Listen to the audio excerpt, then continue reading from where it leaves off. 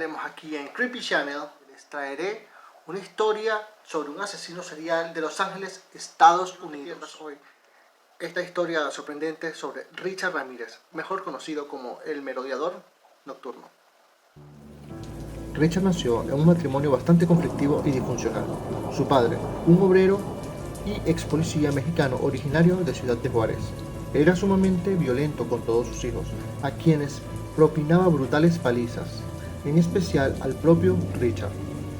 Cuando era niño, quedó inconsciente tras golpearse la cabeza con un columpio mientras jugaba en el parque, lo que provocó que sufriera ataques de epilepsia hasta la pubertad.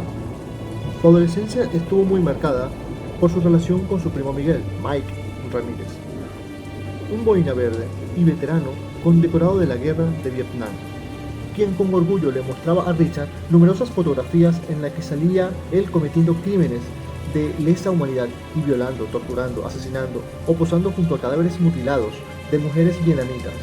Ambos solían reunirse a fumar marihuana, mientras Mike le contaba a Richard los escabrosos detalles de sus crímenes de guerra y le enseñaba técnicas para asesinar con sigilo que había aprendido en el ejército. Richard estuvo presente también cuando en 1973 Mike asesinó a sangre fría a su esposa con un disparo de escopeta luego de una violenta discusión. Parte de la sangre de la mujer salpicó a Richard y no se sabe a ciencia cierta si experimentó terror o placer, dado lo que sucedió en su infancia. Ramírez fue, en su adolescencia, un chico problemático. A los 9 años comenzó a robar y más tarde a consumir drogas en Texas, su estado natal. Trabajando en un hotel, solía entrar a las habitaciones para robar a los huéspedes. En una ocasión intentó violar a una mujer que se encontraba sola en su habitación, hecho que fue impedido de forma fortuita por el marido de esta, quien golpeó a Ramírez, pero el matrimonio más tarde rehusó volver al hotel para ponerse en contacto con la administración, por lo que no se presentaron ningunos cargos. Una vez establecido en Los Ángeles, Ramírez empezó a asesinar sin pausas concretas, lo cual hacía más difícil su detención. Mataba a personas sin importar su sexo, raza, edad o condición. Convicted serial killer Richard Ramirez seemed to relish the concept of evil. Once upon a time, a lot of folks in the state of California viewed the one-time Texas altar boy as evil's human embodiment. Yes, I am. Not 100%, but I am. In the summer of 1985, the Texas drifter descended like a deadly disease on a hot California night. A one-man epidemic of madness and murder. One of America's first serial killers to be given a brand name.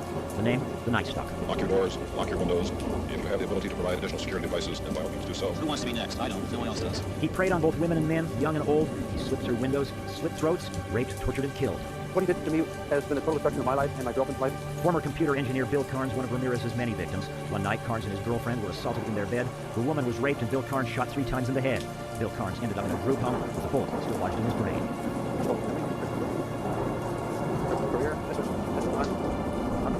But after dozens of such attacks, police identified their suspect, and on the morning of August 1st, 1985, Richard Ramirez's picture ran on front pages. Within hours, angry residents of this East LA neighborhood spotted, captured, and then severely beat Richard Ramirez as he tried to steal a car to evade police. We are happy to announce that the individual we have in custody is Richard Ramirez, the Night Stalker. I can't begin to tell you how proud we, all of us, are of the people in this community. So to a man and a woman, we're involved in trying to track this guy down and capture him. That night, there was dancing in the streets of the East LA neighborhood where Ramirez was caught. In court, the case dragged on for 4 long years, with the Texas drifter frequently disrupting the proceedings, displaying satanic signs and shouting obscenities at the judge. This trial is a joke. The jury in the entitled action find the defendant Richard Ramirez guilty of murder. But in the end, the jury sent Richard Ramirez to California's death row for 13 murders. I first met Richard Ramirez shortly after his LA conviction. Richard had been transferred to a jail in San Francisco, where he was charged with, and ultimately will be found guilty of, a 14th murder. What do you want the world to know about you? The world has been fed many lies about me. I have read very few truths. Who are you?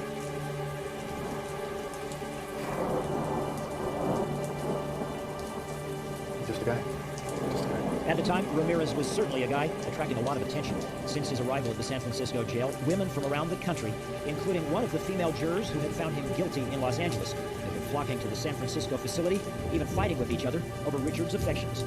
My friend. That's all I can say, really. They are open-minded people. And it was here, in a cramped room in a San Francisco jail, that I interviewed the man known as the Night Stalker. A memorable face-off, with me asking questions, and Ramirez, for the most part, reading from a script. It would be improper for me to comment on my LA conviction and on my pending case here in San Francisco. Why? because of my appeal. Are you appealing these because you say you're innocent? You didn't kill 13 people? That is correct. You didn't kill 13 people. Again, it wouldn't be proper in any regard. You have now entered a very rare group of people concerned. You're into ranks of Charlie Mingus, Ted Bundy. Claim you didn't commit these murders, but you're right in there now as far as everybody else is concerned. Serial killers do on a small scale what governments do on a large one. They are a product of the times, and these are bloodthirsty times. Even psychopaths have emotions if you dig deep enough. But then again, maybe they don't. Do you have emotions? No comment. Tell me what kind of emotions you have on your I'll tell you what, I grew up on love and happiness a long time ago. Why? I don't know. Let the quote stand for itself. People in this day and age are brainwashed and programmed like a computer, meaning nothing more than puppets. This nation, this country is founded in violence. Violent delights tend to have violent ends. Madness is something rare in individuals, but in groups, people, and ages, it is a rule. Killing is killing, whether done for duty, profit, or fun. Men murder themselves into this democracy. You better read your script, Richard. And I'm not going to answer my direct question. A lot was made. You're a devil worshipper. You worship the devil. You ever studied Satanism? There are different sects of Satanism. Have you studied? Yes or no? You studied Yes, Satanism? yes, I have. Are you a worshiper of the devil? No comment.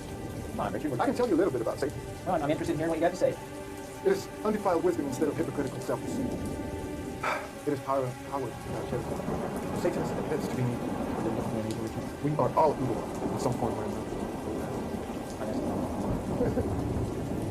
Yes, I am. Not 100%, but I am. Evil has always existed. The perfect world most people see shall never come to pass, and it's going to get worse. The great epochs of our lives is when we gain the courage to rebaptize our evil qualities, but being our best qualities. Fue acusado de 14 asesinatos, 5 intentos de asesinatos, 9 violaciones, entre cuales 3 fueron a menores, 2 secuestros, solía secuestrar a niños para abandonarlos a cientos de kilómetros de su casa, solo por el placer de hacerlos sufrir, 4 actos de sodomía, 2 operaciones forzadas, 5 robos y 14 allanamientos de morada.